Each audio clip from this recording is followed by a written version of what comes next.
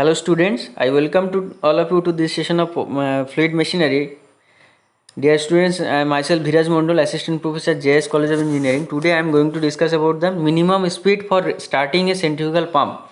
That means what should be the minimum speed N to start a centrifugal pump. You know that if the pressure rise in the impeller is more, if the pressure rise in the impeller is more than or equal to the manometric head, okay, the centrifugal pump will start delivering water. Okay, otherwise the pump will not discharge any kind of water. Okay, that means if the pressure rise in the impeller is more than or equal to the manometric head, clear, then only the pump will starting deliver water. Otherwise it will not going to discharge any kind of water, though the pump is that means operating. Okay, that means if the impeller is rotating, it will not deliver any kind of water. Only the condition is if the impeller is more, that means pressure rise in the impeller is more than or equal to the manometric head. Clear? Okay, that means when the impeller is rotating, when the impeller is rotating, then the water is in contact with the impeller and also rotating. This is caused because of this is happening because of the force vortex. You know the free vortex, force vortex. I have told you in the fluid mechanics class what is free vortex, what is forced vortex. Okay, so I will take another lecture on free vortex, force vortex if you have not remember this part. Okay, so that it will be more clear. You know that for vortex flow, you know that there is vortex flow means if there is some pressure difference and the water is rotating like this and it is passing through a point. Okay, and if it is freely rotating, then it is free vortex. If it is by the help of some external force it is rotating, then it will be called force vortex. Okay, so what I have told that when the impeller is rotating, the water impeller, when it is rotating, the water in contact with the impeller is also rotating. This is called this is the case of force vortex. Okay, in case of force vortex, the centrifugal head or head due to pressure rise in impeller, it is equal to v omega square r2 square by 2g. Again I am writing you omega square r2 square by 2g minus omega square r1 square by 2g. So this is what in case of force vortex, the centrifugal head or head, that means head due to pressure rise. So head due to pressure rise, this kind of in the impeller you can see this is the equation. This is the coming from the force vortex. Okay, so I hope it is clear. Now the omega r2 is what? The tangential velocity of the impeller at outlet. Omega r2 is the tangential velocity of the impeller at outlet, or it is, you can write u2, and u is equal to omega, v is equal to omega r, you know. So that is from this equation v is equal to omega r, this equation it is coming. Okay, and the omega r1 is the tangential velocity of the impeller at inlet. Clear? So I can write, instead of omega r2, I can write u2. Okay, so come to the next slide. You can see the minimum speed, this is your equation. Okay, so when the pressure, that means there is some head due to pressure rise in impeller, you can see. So here if I am drawing again, so like this, if it is, so this is your head difference. Okay, so it is rotating, and what happened, this kind of head pressure rise you can see.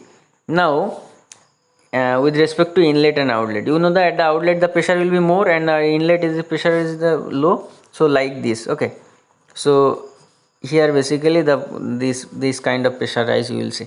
Now if I put the v is equal to omega r, so you can write u2 square by 2g and u1 square by 2g.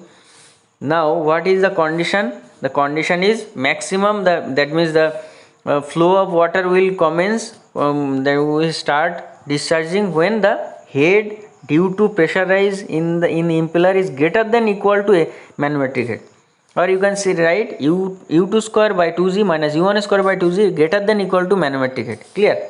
After, if this condition satisfied, then only the water discharge is possible, otherwise it will not. It will rotate, that impeller will rotate, but it will not displace the water. Clear? So for the minimum speed it must be u2 square, that means u2 square by 2g minus u1 square by 2g is equal to hm. That is your manometric head. Now you know that manometric head efficiency is equal to GHM by VW to U2. That means your manometric ratio of the manometric head by the head imparted in the impeller. So ultimately HM I can write manometric head into VW2 into U2 by G. So put the value in this equation. Okay, here put the value of HM in this equation. You will be getting this type of equation. You can see substituting the value, you will be getting this. Okay, I am just putting HM is equal to this. So and U2 is equal to pi d2 n by 60, U1 is equal to pi d1 n by 60. Now put the value, all these values when I am just putting here in this equation, you will be seen that this n, that means ultimately the equation you will see n is equal to 120 into manometric efficiency into VW2 into d2 by pi into d2 square minus d1 square. Okay, so this is your final equation. This is your minimum speed which is required. Okay, so this equation you can see, this gives the minimum starting speed of the centrifugal pump. Okay, and it is depending upon the diameter of the wheel at inlet and outlet. VW2 is the real velocity at outlet and the manometric efficiency. Okay, and manometric efficiency, depending upon manometric efficiency means your manometric head also, it is depending upon the manometric head. Now I think it is clear. Now if it is clear, then let us solve a numerical.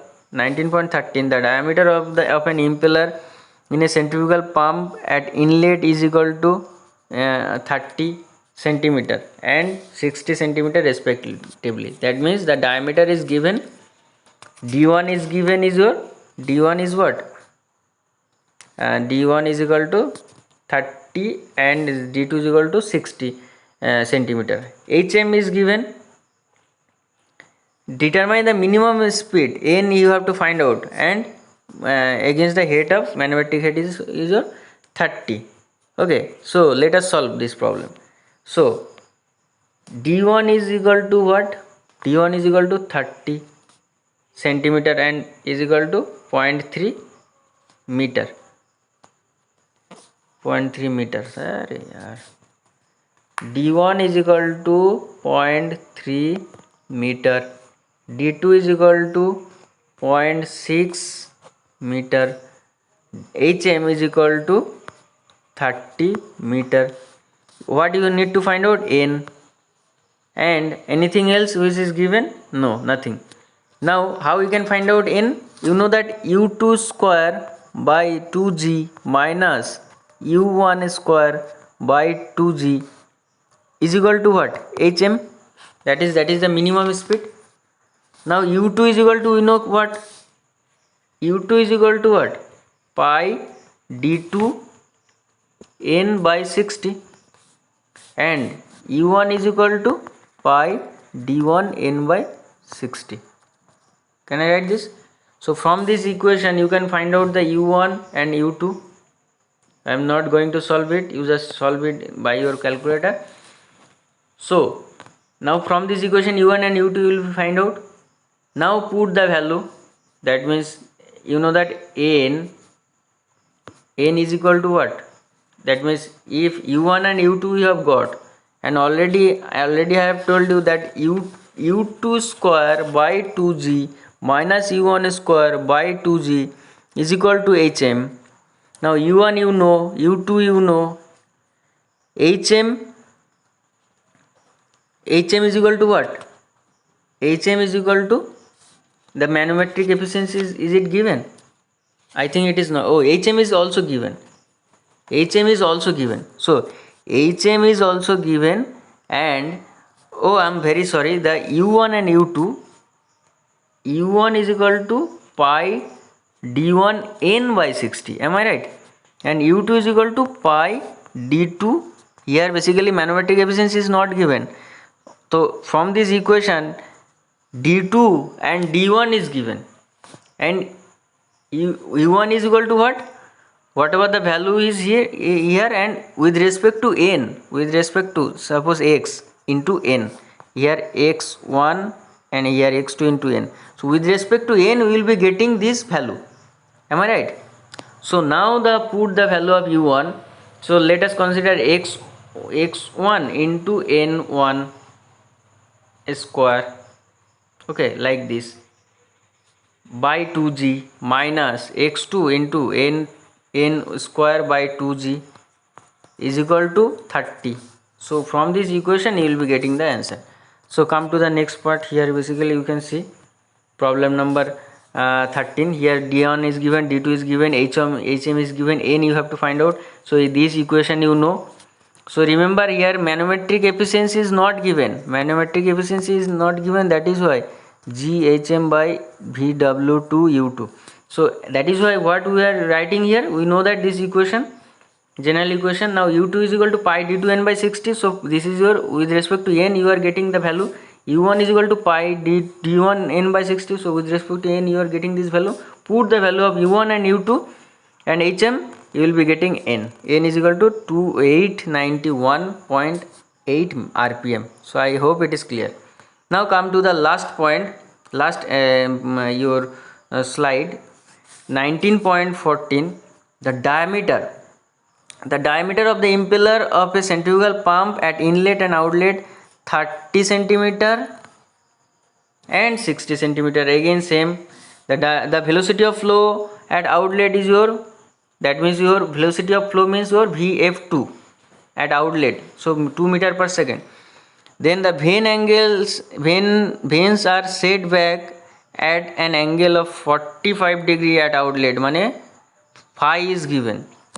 Determine the minimum starting speed. Again you have to find out n of the pump if the manometric efficiency is 70%. That means the manometric efficiency is equal to 0.7. d1 is equal to what, 0.3 meter. d2 is equal to what, 0.6 meter, and Vf2 is equal to what, 2 meter per second, and phi is equal to 45 degree. So these are the data which are given, and you need to find out n. Now to find out this n, what do you need to find out? First of all, you know that the n, your derivation of n is equal to what, 120 into manometric efficiency into VW2 into d2 by pi into d2 square minus d1 square. So this equation you know, either you remember this equation or you can go to the general solution. Okay, this is your equation. So from this equation manometric efficiency is given, VW2 is it given? VW2 is not given, you have to find out by the help of the velocity triangle. Okay, and the d2 is given, d1 is given. Okay, so only you need to find out the VW2. How we can find out the VW2? VW2 is equal to, if you see the velocity triangle, the VW2 basically, if the triangle, velocity triangle I am drawing like this, this is your velocity triangle, so this one is your phi, this is your phi na. Again I am drawing. How we can draw? Again, sorry, let us consider this is your phi and this is your VW2 and total is your U2. Okay, and this is your Vf2. So how we can find out this VW2? VW2 is equal to, that means tan phi is equal to Vf2 by U2 minus VW2. Is it clear? देखो, velocity triangle, take one velocity triangle, you will see there is not any kind of velocity triangle in this equation. Okay, no problem. So how we can find out? You can see again I am drawing the velocity triangle. If you don't know the velocity triangle, then it will be more difficult to you. It is your phi, this is your VW2, and this is your U2, this is your VR2, this is your VF2, this one is your V2, this is your beta. Now tan phi is equal to what? U2, sorry, VF2 by tan phi is equal to this VF2 by up this mass, that means U2 minus VW2, U2 minus VW2, U2 minus VW2. Now VF2 is not given, sorry, it is given 2 meter per second, and tan phi also given, phi is equal to 45 degree, that is your 1. U2 is also given, U2 is equal to what? Basically U2 is equal to what? Pi d2n by 60. So it is not given, but you can write pi d2n by 60. So that n you need to find out, clear? And VW2, so you in terms of n you will be getting VW2, clear? So put the value, you will be getting the answer. So I think this is your this is your homework. Okay, so again I am telling you how to solve this problem. Again I am telling you, phi is equal to, from this phi, VF2 is given, U2 is it is not given, you pi d2n by 60, in terms of n you will be getting, so VW2 you will be getting. And now put the value in the N120 manometric efficiency, VW2 into d2 by pi d2 square minus d1 square, you will be getting the answer, clear? So today up to this is your total, these 3 lecture, these 3 numerical, it is your assignment.